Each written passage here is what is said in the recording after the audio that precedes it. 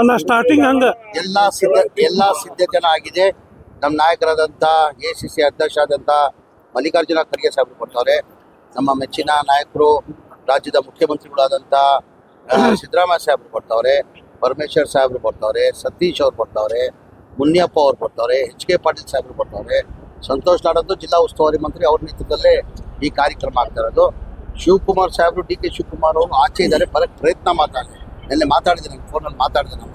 ನಾನು 25ನೇ ತಾರೀಕಿನ ಒಂದು ಕಾರ್ಯಕ್ರಮ ಹಮ್ಮಿಕೊಂಡಿದ್ದೇನೆ. ನಾನು ಆದಷ್ಟು ಪ್ರಯತ್ನ ಮಾಡ್ತೀನಿ ಬರೋಕ್ಕೆ ಅಂತ ಹೇಳಿ ಅವ್ರು ಮಾತನ್ನ ಕೊಟ್ಟಿದ್ದಾರೆ. ಮಿಕ್ಕಿದ ಎಲ್ಲ ಸಚಿವರು ನಾಳೆ ಈ ಕಾರ್ಯಕ್ರಮ ಬರ್ತಾ ಇದ್ದಾರೆ. ಎಲ್ಲ ಸಿದ್ಧತೆಯನ್ನ ನಾವು ಮಾಡ್ಕೊಂಡಿದ್ದೀವಿ. ಇಲ್ಲ, ರಾಹುಲ್ ಗಾಂಧಿ ಬರ್ಬೇಕಾಗಿತ್ತು. ಈಗಲೂ ಮಧ್ಯಾಹ್ನ 2:30 ಗಂಟೆಗೂ ರಾಹುಲ್ ಗಾಂಧಿ ಬರ್ತೀನಂತ ಹೇಳ್ತಾರೆ. ಅವ್ರಿಗಿನ್ನ ಅಫಿಷಿಯಲ್ TP ಬಂದಿಲ್ಲ. ಏನಂದ್ರೆ ಅವ್ರು ಬರ್ಬೇಕಾದ್ರೆ ಅವರೆಲ್ಲ ಟೀಮ್ ಬರ್ಬೇಕಾಗಿತ್ತು, ಇದುವರೆಗೂ ಬಂದಿಲ್ಲ. ಅವ್ರು ಬರ್ಬೇಕಂತ ನಿನ್ನೆ ಅವರು ಮುಖ್ಯಮಂತ್ರಿ ಕಚೇರಿಗೆ ಫೋನ್ ಮಾಡಿ, ಅವ್ರ ಕಚೇರಿಯಿಂದ ಫೋನ್ ಮಾಡಿ ರಾಹುಲ್ ಗಾಂಧಿ ಬರ್ತಾವ್ರೆ ಅಂತ ಡೀಟೇಲ್ ಕೇಳಿದಂತೆ, ಕಾರ್ಯಕ್ರಮದ ಡೀಟೇಲ್ ಕೊಟ್ಟಿದ್ದು. ಆ ಕಾರಣಕ್ಕೆ ಬರ್ತಾರಂತ ನಾವು ಭರವಸೆನ ಇಟ್ಕೊಂಡಿದ್ವಿ. ಇದುವರೆಗೂ ಅವ್ರಿಗೂ TP ಬಂದಿಲ್ಲ. ಮಲ್ಲಿಕಾರ್ಜುನ ಖರ್ಗೆ ಸಾಹೇಬ್ರು TP ಬಂದಿದೆ, ರಾಹುಲ್ ಗಾಂಧಿ ಅವ್ರದ್ದು ಇನ್ನ TP ಬಂದಿಲ್ಲ. ನಾಳೆ ಕನಿಷ್ಠ ನಾನು ಈಗ ಎಲ್ಲ ಫುಲ್ ಹುಬ್ಳಿ ಸಿಟಿಯಲ್ಲಿ ರೌಂಡ್ ಮಾಡಿ, ನಾವು ವೇಣುಗೋಪಾಲ್ ಸರ್, ಮಂಜುನಾಥ್ ಸರ್, ಪ್ರಸಾದ್ ಹಬ್ಬ ಅವರು, ನನ್ನ ಅನಿಸಿಕೆ ಆ ಜನ ಜೋಶ್ ನೋಡ್ರೆ ವಾಲಂಟ್ರಿ ಅಲ್ಲಲ್ಲೇ 2,000, 3,000, 4,000 ನಾಳೆ ಕಾರ್ಯಕ್ರಮ ಬರೋಕ್ಕೆ ಅವರವರೇ ಮೀಟಿಂಗ್ ಮಾಡ್ತಾವ್ರೆ. ಜನ ಅವರವರೇ ಮೀಟಿಂಗ್ ಮಾಡ್ಕೊಂಡು ನಾಳೆ ನಮ್ಮ ನಿರೀಕ್ಷಿಸಿದ್ದು 2 ಲಕ್ಷ ಜನ ಅಂತ. ನನ್ನ ಮಟ್ಟಿಗೆ ಆ ಜನಗಳು ಜೋಶ್ ನೋಡ್ರೆ ಕನಿಷ್ಠ 3 ಲಕ್ಷ ಮೇಲೆ ಬರ್ತಾರಂತ.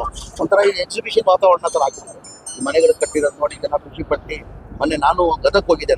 ಗದಕ್ ಹೋಗೋ HK ಪಾಟೀಲ್ ಸಾಹೇಬ್ ನಾನು ಒಂದು 5-6 ಕಾರ್ಯಕ್ರಮ ಹಮ್ಮಿಕೊಂಡಿದ್ರು. ಈ ಅಲ್ಪಸಂಖ್ಯಾತರು ಹಾಸ್ಟೆಲ್ ಇನಾಗ್ರೇಷನ್ ಕಾರ್ಯಕ್ರಮ ಮತ್ತೆ ಸ್ಕೂಲ್ ಇನಾಗ್ರೇಷನ್ ಕಾರ್ಯಕ್ರಮ ಹಮ್ಮಿಕೊಂಡಿದ್ರು. 2-3 ಕಿಲೋಮೀಟರ್ಗೆ ಯುವಕರು ಗಾಡಿ ನಿಲ್ಲಿಸಿ ನಮ್ಮನ್ನ ಸನ್ಮಾನ ಮಾಡಿ, ನಾವು ಸೋಷಿಯಲ್ ಮೀಡಿಯಾ ನೋಡಿ ಸರ್ ಎಂಥ ಮನೆಗಳು ಕಟ್ಟಿದ್ದೀರಾ ಸರ್, ನಾವು ಕಾರ್ಯಕ್ರಮ ಬರ್ತೀವಿ ಸರ್ ಅಂತ ಹೇಳಿ ಬಹಳ ಜನ ಯುವಕರು ಗದಕಲ್ಲಿ ಹೇಳ್ತಾ ಇದ್ರು.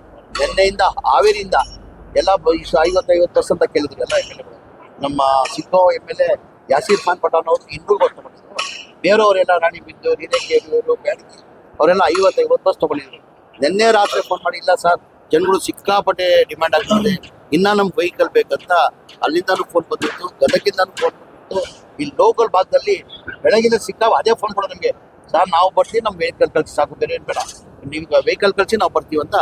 ಜನಗಳಿಗೆ ಏನಾಗಿದೆ, ಒಂಥರ ಹಬ್ಬದ ವಾತಾವರಣ ಆಗ್ಬಿಟ್ಟಿದೆ ಹುಬ್ಳಿಯಲ್ಲಿ. ಒಂಥರ ಹಬ್ಬ ಏನಂದ್ರೆ ಬಹಳ ವರ್ಷದಿಂದ ಮನೆಗಳು ಕೊಟ್ಟಿದ್ದಿಲ್ಲ. ಆಮೇಲೆ ಮನೆ ಕ್ವಾಲಿಟಿ ನೋಡಿ ಜನ ಖುಷಿ ಪಡ್ತಾರೆ. ಈ ಸೋಷಿಯಲ್ ಮೀಡಿಯಾದಲ್ಲಿ ಆ ಕ್ವಾಲಿಟಿ ನೋಡಿ ಆ ಜನ ಖುಷಿ ಪಡ್ತಾರೆ. ಸೋಷಿಯಲ್ ಮೀಡಿಯಾ ನೋಡಿ ಖುಷಿ ಪಟ್ಟು ಜನ ವಾಲಂಟ್ರಿ ಜಾಸ್ತಿ ಬರ್ತಾರಂತ ಇಲ್ಲಿದೆ. ನಾವು ಒಂದು 1,200 ಬಸ್ ಮಾಡಿದ್ದೀವಿ. ನಾವು 1,200 ಬಸ್ಗಳು ಮಾಡಿದ್ದೀವಿ. ಅಂದ್ರೆ ವಾಲಂಟ್ರಿ ಬೇರೆ ಟೆಂಪೋ ಟ್ರಾವೆಲರ್, ಇದು ಏನೋ TT ಅಂತಾರೆ, ಅದು ಬೇರೆ ಸಪ್ರೇಟ್ ಅವ್ರವರೇ ಮಾಡ್ಕೊಂಡಿದ್ದಾರೆ. ಬಹಳ ಜನ ಅವ್ರವರೇ ಮಾಡ್ಕೊಂಡಿದ್ದಾರೆ. ಕನಿಷ್ಠ ನನ್ನ ಅನಿಸಿಕೆ 2.5-3 ಲಕ್ಷ ಅಂತೂ ಕಡಿಮೆ ಅಂತೂ ಆಗುತ್ತೆ. ಈಗ ನಾವು ಕಾನ್ಸೆಪ್ಟ್ ಮಾಡಿರೋದು 5 ಡಿಸ್ಟ್ರಿಕ್ಟ್ ಮಾಡಿರೋದು, ಹುಬ್ಳಿ, ಧಾರವಾಡ, ಗದಗ್, ಹಾವೇರಿ.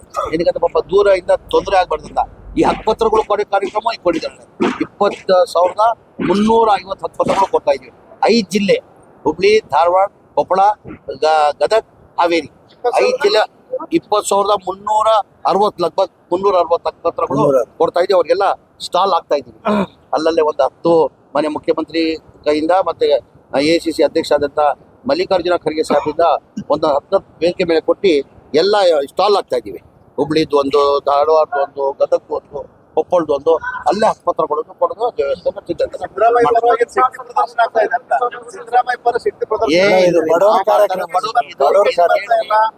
ಇಲ್ಲ. ಬಡವ್ರ ಕಾರ್ಯಕ್ರಮ. ನಾವು ಏನಕ್ಕೆ ದೊಡ್ಡ ಮಟ್ಟದಲ್ಲಿ ಕಾರ್ಯಕ್ರಮ ಮಾಡ್ತಾ ಇದೀವಿ ಅಂದ್ರೆ, ನಾವೇನಕ್ಕೆ ದೊಡ್ಡ ಮಟ್ಟದಲ್ಲಿ ಕಾರ್ಯಕ್ರಮ ಮಾಡ್ತಾರೆ. ಆಮೇಲೆ ಮಾಧ್ಯಮ ಸ್ನೇಹಿತರಿಗೂ ಮನವಿ ಮಾಡಿದೆ ನಾನು. ಇಡೀ ನಮ್ಮ ರಾಜ್ಯದಲ್ಲಿಲ್ಲ, ಇಡೀ ದೇಶದಲ್ಲಿ ಕೂತ್ಕೊಂಡ್ರೆ ಅಲ್ಲಲ್ಲೇ ಕೂತ್ಕೊಂತಾರೆ. ಪ್ರೆಸ್ಮೆಂಟ್ ಮಾಡುವಾಗ ಕೂತು ಯಾರು ಇರ್ತಾರಲ್ಲಿ. ಇಡೀ ನಮ್ಮ ರಾಜ್ಯದಲ್ಲಿ ಅಂತ ಹೇಳ್ತಲ್ಲ, ಇಡೀ ದೇಶದಲ್ಲಿ ಇದನ್ನ ಒಂದು ಮೆಸೇಜ್ ಹೋಗ್ಬೇಕು. ನಿಮ್ಮ ಮಾಧ್ಯಮ ಸ್ನೇಹಿತರು ಮೊನ್ನೆನೂ ಮನವಿ ಮಾಡ್ಕೊಂಡಿದ್ದಾರೆ. ಯಾರೂ ಸರ್ಕಾರ ವತಿಯಿಂದ ಸಬ್ಸಿಡಿ ಕೊಡ್ತಾರೆ. ಎಲ್ಲ ಕೇಂದ್ರ ಸರ್ಕಾರಗಳು ಸಬ್ಸಿಡಿ ಕೊಡ್ತದೆ, ರಾಜ್ಯ ಸರ್ಕಾರಗಳು ಸಬ್ಸಿಡಿ ಕೊಡ್ತಾರೆ. ಇದು ಮೊದಲೇ ರಾಜ್ಯ, ಮನೆ ಸಿದ್ದರಾಮಯ್ಯ ನೇತೃತ್ವದಲ್ಲಿ ಸರ್ಕಾರದಲ್ಲಿ, ಮುಖ್ಯಮಂತ್ರಿ ನೇತೃತ್ವದಲ್ಲಿ ಈ ಮೊದಲೇ ರಾಜ್ಯ ಈ ಬಡವ್ರ ಬಗ್ಗೆ ಕಾಳಜಿ ಇಟ್ಕೊಂಡು 4 ಲಕ್ಷ ನಾವು ಕೊಡ್ತೀವಿ, ಬಡವ್ರು ಕೊಡೋಕೆ ಸಾಧ್ಯ ಆಗಲ್ಲ ಅಂತ ಹೇಳಿ ತೀರ್ಮಾನ ತಗೊಂಡು ಮನೆಗಳು ಕೊಡ್ತಾರೆ. ಅಂದ್ರೆ ಇದು ಇತಿಹಾಸ. ಇದು ಇತಿಹಾಸ. ಇದು ನಾನು ಏನ್ ಬಯಸ್ತೀನಿ ಅಂದ್ರೆ ಒಂದ್ ನಿಜ ಇದು ಚುನಾವಣೆ ಟೈಮಲ್ಲಿ ನಾವು ಘೋಷಣೆ ಮಾಡಿಲ್ಲ, ದಯಮಾಡಿ ಕೇಳ್ಕೊಳ್ಳಿ, ಆಮೇಲೆ ಎಲ್ಲದಕ್ಕೂ ಉತ್ತರ ಕೊಡ್ತೀನಿ. ಇಲ್ಲ ಒಂದ್ ನಿಮಿಷ ರಾಜ್ಯ ಸರ್ಕಾರ ಈಗ ನಾನು ಕಂಪ್ಲೀಟ್ ಮಾಡಿದೆ, ಆಮೇಲೆ ಎಲ್ಲ ಹೇಳ್ತೀನಿ, ಹೇಳಿದ್ದೆಲ್ಲ ಉತ್ತರ ಕೊಡ್ತೀನಿ ನಾನು. ಇದು ನಾನು ಚುನಾವಣೆ ಟೈಮಲ್ಲಿ ನಾವು ಘೋಷಣೆ ಮಾಡಿಲ್ಲ, 5 ಗ್ಯಾರಂಟಿಯನ್ನ ಘೋಷಣೆ ಮಾಡಿದ್ವಿ ನಾವು. 5 ಗ್ಯಾರಂಟಿ ಏನಾದ್ರು ವಿರೋಧ ಪಕ್ಷದವರು ಅದನ್ನು ಈ ಚುನಾವಣೆ ಟೈಮಲ್ಲಿ ಬರೀ ಭಾಷಣ ಮಾಡಿದಾರೆ ಇವರು. ಈ ಗ್ಯಾರಂಟಿಗಳು ಕೊಡಕ್ ಸಾಧ್ಯ ಆಗಲ್ಲ, ಈ ಗ್ಯಾರಂಟಿಗಳು ಕೊಡ್ಬೇಕಾದ್ರೆ ಕನಿಷ್ಠ 55 60 ಸಾವಿರ ಕೋಟಿ ಆಗ್ತದೆ. ಇವ್ರು ಬರೀ ರಾಜಕೀಯ ಭಾಷಣ ಮಾಡಿದ್ರು. ನಮ್ಮ ಸರ್ಕಾರ ಬಂದು ಒಂದೇ ತಿಂಗಳಲ್ಲಿ ಈ 5 ಗ್ಯಾರಂಟಿಯನ್ನ ಜಾರಿ ಮಾಡಿರೋದು ನಮ್ಗೆಲ್ಲ ಗೊತ್ತಿರೋ ವಿಚಾರ. ಇದು 6ನೇ ಗ್ಯಾರಂಟಿ ಅಂತೀನಿ ನಾನು. ಏನಕ್ಕಂದ್ರೆ ನಾವು ಚುನಾವಣೆ ಟೈಮಲ್ಲಿ ಘೋಷಣೆ ಮಾಡಿರಲಿಲ್ಲ, ನಾವು ಈ ತರ ಮನೆಗಳು ಮನೆಗಳು ಕಟ್ಕೊಡ್ತೀವಿ ಅಂತ ನಾವು ಘೋಷಣೆ ಮಾಡಿಲ್ಲ. ಬರೇ ಬಡವ್ರ ಬಗ್ಗೆ ಕಾಲೇಜ್ ಇದ್ದಿದ್ದ ಕಾರಣಕ್ಕೆ ಮನೆ ಸಿದ್ದರಾಮಯ್ಯ ಅವರು ಇದು ಬರೀ 7,400 ಕೋಟಿ ಸ್ಲಮ್ದು ರಾಜೀವ್ ಗಾಂಧಿ ಇದ್ದು AHP ಸ್ಕೀಮ್ ಅಂತ 29ನೇ ತಾರೀಕು ಕ್ಯಾಬಿನೆಟ್ ತರ್ತಾ ಇದ್ದೀನಿ.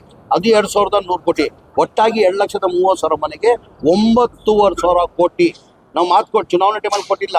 ಏನಕ್ಕಪ್ಪ BJP ಅವ್ರು ಮಾಡಕ್ ಸಾಧ್ಯ ಆಗಿಲ್ಲ, ಏನಕ್ಕೆ ಜನತಾದಳ ಅವ್ರು ಮಾಡಕ್ ಸಾಧ್ಯ ಆಗಿಲ್ಲ? ಅವ್ರು ಯಾವ ಗ್ಯಾರಂಟಿನೂ ಇರಲಿಲ್ಲ. ಇಲ್ಲ, ಸೋಮಣ್ಣ ಅವ್ರು ಪ್ರಯತ್ನ ಮಾಡಿದ್ರು. ವಸತಿ ನನ್ನ ಅಧಿಕಾರಿಗಳು ಹೇಳ್ತಾರೆ, ನಮ್ಮ ಅಧಿಕಾರಿಗಳು ಹೇಳ್ತಾರೆ, ಇಲ್ಲ ಸರ್ ನಿಮ್ಗಿಂತ ಜಾಸ್ತಿ ಅವ್ರು ಪಾಪ ಪ್ರಯತ್ನ ಮಾಡಿದ್ರು. ಸೋಮಣ್ಣ ಅವರು ಈ ಬಡವರಿಗೆ ನಾವೇ ಸರ್ಕಾರ ವತಿಯಿಂದ ಮನೆ ಕಟ್ಕೊಡ್ಬೇಕಂತ ಬಹಳಷ್ಟು ಪ್ರಯತ್ನ ಮಾಡಿದ್ರು. ಯಡಿಯೂರಪ್ಪ ಇರುವಾಗೂ ಪ್ರಯತ್ನ ಮಾಡಿದ್ರು, ಬಸವರಾಜ ಬೊಮ್ಮಾಯಿ ಇರುವಾಗೂ ಪ್ರಯತ್ನ ಮಾಡಿದ್ರು. ಅಂದ್ರೆ ಆಗ್ಲಿಲ್ಲ ಸರ್. ಅಂದ್ರೆ ಅವ್ರ ಬಡವ್ರ ಬಗ್ಗೆ ಕಾಳಜಿ ಇರ್ಲಿಲ್ಲ, ಅವ್ರಿಗೆ ಯಾವ ಗ್ಯಾರಂಟಿನೂ ಇರ್ಲಿಲ್ಲ. ಅವ್ರು ಕೊಡ್ಬೋದಾಗಿತ್ತಾನೆ. ಈಗ ನಾವು ಕೊಡ್ತಾ ಇರೋದು BJP JDS ಅವ್ರು ಕೊಡ್ಬೋದಾಗಿತ್ತಾನೆ. ಅಂದ್ರೆ ಅವ್ರ ಬಡವ್ರ ಬಗ್ಗೆ ಕಾಳಜಿ ಇಲ್ಲ ಅಂತ ಆಯ್ತು. ಆಮೇಲೆ ಸ್ನೇಹಿತರು ಕೇಳ್ತಾ ಇದ್ರು, ಕೇಂದ್ರ ಸರ್ಕಾರದಿಂದ ಎಷ್ಟು ಕೊಡ್ತೀರಾ, ರಾಜ್ಯ ಸರ್ಕಾರದಿಂದ ಎಷ್ಟು ಕೊಡ್ತೀರಾ ಅಂತ. ಕೇಂದ್ರ ಸರ್ಕಾರದಿಂದ ಪ್ರಧಾನ ಮಂತ್ರಿ ಆವಾಸ್ ಯೋಜನೆ ಅಂತ 1,50,000 ಲಕ್ಷ ಕೊಡ್ತಾವ್ರೆ. 1,50,000 ಲಕ್ಷ ಕೊಡ್ತಾವ್ರೆ. 18% GST ಹಾಕಿ 1,32,000 ವಾಪಸ್ ತಗೊಳ್ತಾವ್ರೆ. ಬರೀ ಅವ್ರ ಲೆಕ್ಕದಲ್ಲಿ ನೋಡಿದ್ರೆ ಬರೀ 18,000 ಕೊಟ್ಟಂಗಾಯ್ತು. ಬರೀ 18,000 ಪ್ರತಿ ಮನೆಗೆ, ಒಂದ್ ಮನೆಗೆ 18% GST ಹಾಕ್ತಾರೆ ಸರ್. ನಾನು ಸದನದಲ್ಲಿ ಹೇಳ್ತೀನಿ, ಬಹಳ BJP ಮುಖಂಡರಿಗೆ, ಅಶೋಕ್ ಅವ್ರಿಗೆ ಹೇಳ್ತೀನಿ, ವಿಜೇಂದ್ರ ಅವ್ರಿಗೆ ಹೇಳ್ತೀನಿ, ನಮ್ಮ ಬಹಳ ಜನ ಲೀಡರ್ಗಳಿಗೆ ನಾನು ಹೇಳಿದ್ದೀನಿ, ಸರ್ ದಯಮಾಡಿ ಬಡವ್ರ ಮನೆಗೆ GST ಹಾಕೋದು ಬೇಡ, ದಯಮಾಡಿ ನಿಮ್ಮ ಸರ್ಕಾರ ಇದೆ ಹೇಳಿ, ನಿಮ್ಮ ಪ್ರಧಾನಮಂತ್ರಿಗೆ ಹೇಳಿ GST ಹಾಕೋದು ಬೇಡ ಅಂತ ಹೇಳಿದ್ದೀನಿ. ಅವ್ರು ಬಡವ್ರ ಬಗ್ಗೆ ಕಾಳಜಿ ಇಲ್ಲ.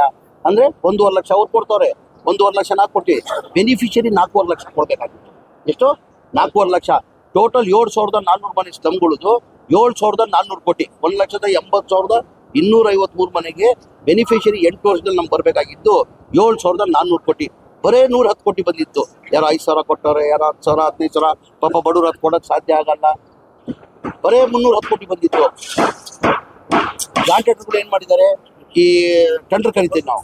ಕಾಂಟ್ರಾಕ್ಟರ್ಗಳು ಯಾರನ್ನ ಟೆಂಡರ್ ಕರೆದು ಏನು ಮಾಡ್ತೀವಿ, ಟೆಂಡರ್ ಕರೆದು ಕೇಂದ್ರ ಸರ್ಕಾರ ರಾಜ್ಯ ಸರ್ಕಾರ ಅದು ಆ ಸ್ಪಾಯನ್ನು ಪಿಲ್ಲರ್ ಆಗಿಬಿಟ್ಟು ಬಿಟ್ಬಿಟ್ಟವ್ರೆ, ಪಿಲ್ಲರ್ ಆಗಿ ಬಿಟ್ಬಿಟ್ಟವ್ರೆ. ಹಾಗಾಗಿ ನಾನು ಮಾನ್ಯ ಮುಖ್ಯಮಂತ್ರಿಗೆ, ನಾನು ಪ್ರಸಾದ್ ಅಬ್ಬಾಯಿ ಅವರು, ನಾನು ಮಂತ್ರಿ ಆದಮೇಲೆ ಇವ್ರು ಚೇರ್ಮನ್ ಆದಮೇಲೆ ಒಂದು ಸ್ಲಮ್ಗಳು ವಿಸಿಟ್ ಕೊಟ್ವಿ. ವಿಸಿಟ್ ಕೊಡುವಾಗ ನೋಡಿದ್ರೆ ಅವ್ರ ಜೀವನ ದೇವರಾಣಿ ಕಣ್ಣಲ್ಲಿ ನೀರು ಬಂತು. ನಮಗೆ ಕಣ್ಣಲ್ಲಿ ನೀರು ಬಂದ್ರಿ. ಅಲ್ಲಿ ಏನು ಮಾಡಿದ್ದಾರೆ, ನಂಬಿಕೆ ಮೇಲೆ ಇವತ್ತು ಮನೆ ಕಟ್ತಾರೆ, ಕಂಪ್ಲೀಟ್ ಆಗ್ತದೆ, ನಾಳೆ ಮನೆ ಕಂಪ್ಲೀಟ್ ಆಗ್ತದೆ ಅಂತ ಅಲ್ಲೇ ಒಂದು ಟಾರ್ಪಲ್ ಹಾಕೊಂಡು ಜೀವನ ಮಾಡ್ತಾ ಇದ್ದಾರೆ, ಕಾಯ್ಕೊಂಡಿದ್ದಾರೆ. ಅದು ನೋಡಿ ನಾನೇನು ಮಾಡಿದೆ, ಏನಾರು ಮಾಡಿ ಇವ್ರು ಮಾಡ್ಬೇಕಂತ ನಾನು ಪ್ರಸಾದ ಮಾತಾಡ್ಕೊಂಡು, ಅದಕ್ಕಿಂತ ಮುಂಚೆ ಮನೆ ಮುಖ್ಯಮಂತ್ರಿ ಗರ್ಭಕ್ಕೆ ತರೋದು ಮುಂಚೆ ಫೈನಾನ್ಸ್ ಅವ್ರು ನಾವು ವಿಶ್ವಾಸಕ್ಕೆ ತಗೊಳ್ಳೋ ಅಂತ ಹೇಳ್ಬಿಟ್ಟು ಅತೀಕ್ ಅಂತ ಇದ್ದು ಫೈನಾನ್ಸ್ ಸೆಕ್ರೆಟರಿ, ಅವ್ರನ್ನ ಕರ್ಕೊಂಡು ಹೋಗಿ ಸ್ಲಮ್ಗಳಿಗೆ, ನೋಡಿ ಸರ್ ಪಾಪ ಜೀವನ ಯಾವ ಥರ ಮಾಡ್ತಾ ಇದ್ದಾರೆ, ಪಾಪ ಇವತ್ತು ಮನೆ ಆಗ್ತದೆ ನಾಳೆ ಮನೆ ಆಗ್ತದೆ ಅಂತ ನಮ್ಕೊಂಡು ಕೂತಿದ್ದಾರೆ ಅಂತ. ಆಮೇಲೆ ನಾನು ಪ್ರಸಾದ್ ಅಪ್ಪ ಅವರು ಹೆಂಗಪ್ಪ ಮಾನ್ಯ ಮುಖ್ಯಮಂತ್ರಿ ಗಮನಕ್ಕೆ ತರೋದಿದ್ದು, ಏನಕ್ಕಂದ್ರೆ 7,000 ಕೋಟಿ ಆಗ್ತಾ ಇದ್ದು, ಮಾನ್ಯ ಮುಖ್ಯಮಂತ್ರಿ ಗ್ಯಾರಂಟಿಗಳಿಗೆ 50,000 60,000 ಕೋಟಿ ಆಗ್ತದೆ, ಹೆಂಗ್ ಮಾನ್ಯ ಮುಖ್ಯಮಂತ್ರಿ ಗಮನಕ್ಕೆ ತರೋದಂತ ಧೈರ್ಯ ಮಾಡಿ ಮಾನ್ಯ ಮುಖ್ಯಮಂತ್ರಿ ಗಮನಕ್ಕೆ ತಂದ್ವಿ ನಾವು. ಸರ್ ಈ ಥರ ಹಿಂದಿನ ಸರ್ಕಾರದಲ್ಲಿ ತಾವೇ ಮುಖ್ಯಮಂತ್ರಿ ಇರುವಾಗ ಈ ಮನೆಗಳು ಸ್ಯಾಂಕ್ಷನ್ ಆಗಿದ್ದು, ಅದಾದ್ಮೇಲೆ ಒಂದು ಮನೆನೂ ಸ್ಯಾಂಕ್ಷನ್ ಆಗಿಲ್ಲ, ಒಂದು ಮನೆನೂ ಕೊಟ್ಟಿಲ್ಲ. ಈ ಬಡವ್ರ ಪಾಪ ಕೊಡೋಕೆ ಸಾಧ್ಯ ಆಗಲ್ಲ ಸರ್. ನಾವೇ ಸರ್ಕಾರ ವತಿಯಿಂದ 4 ಲಕ್ಷ ಕೊಟ್ಟು ಕಟ್ಟಬೇಕಾಗ್ತದಂತ ಮನೆ ಮುಖ್ಯಮಂತ್ರಿ ಗಮನಕ್ಕೆ ತಂದೆ. ಮನೆ ಮುಖ್ಯಮಂತ್ರಿಗಳು 2-3 ರಿವ್ಯೂ ಮೀಟಿಂಗ್ ಮಾಡಿ, ನೀನು ಪ್ರಸಾದ್ ಹೇಳ್ತಾರ ಸರಿ ಕಣೋ, ಇದು ಬಡವ್ರು ದುಡ್ಡು ಕೊಡೋಕೆ ಸಾಧ್ಯ ಆಗಲ್ಲ, ಅದು ಎಷ್ಟನ ಕಷ್ಟ ಆಗಲಿ ಎಷ್ಟನ ತೊಂದರೆ ಆಗಲಿ ಆ ಸರ್ಕಾರ ವತಿಯಿಂದ ಕೊಡ್ತೀನಿ ಅಂತ 2024 ಫೆಬ್ರವರಿಯಲ್ಲಿ ತಂದು ಕ್ಯಾಬಿನೆಟಲ್ಲಿ ಅಪ್ರೂವ್ ಮಾಡಿದ್ದಕ್ಕೆ 2024 ಮಾರ್ಚಲ್ಲಿ 36,789 ಮನೆ ಕೊಟ್ವಿ. ಏನಕ್ಕೆ BJP ಅವ್ರು ಕೊಡೋಕೆ ಸಾಧ್ಯ ಆಗಿಲ್ಲ? ಇದೇ ತಿಂಗಳ 42,000 ಕೊಟ್ಟ, ಒಟ್ಟಾಗಿ 80,000 ಮನೆಗಳು ಕೊಟ್ಟಂಗಾಯ್ತು. ಈ ವಿಡಿಯೋ ಈ ಮಾಹಿತಿ ನಿಮ್ಗೆ ಇಷ್ಟವಾಗಿದ್ರೆ ಲೈಕ್ ಮಾಡಿ, ಶೇರ್ ಮಾಡಿ. ಇನ್ನು ಹೆಚ್ಚಿನ ಮಾಹಿತಿಗಾಗಿ ನಮ್ಮ ಚಾನೆಲ್ಗೆ ಸಬ್ಸ್ಕ್ರೈಬ್ ಆಗಿ. Thanks for watching.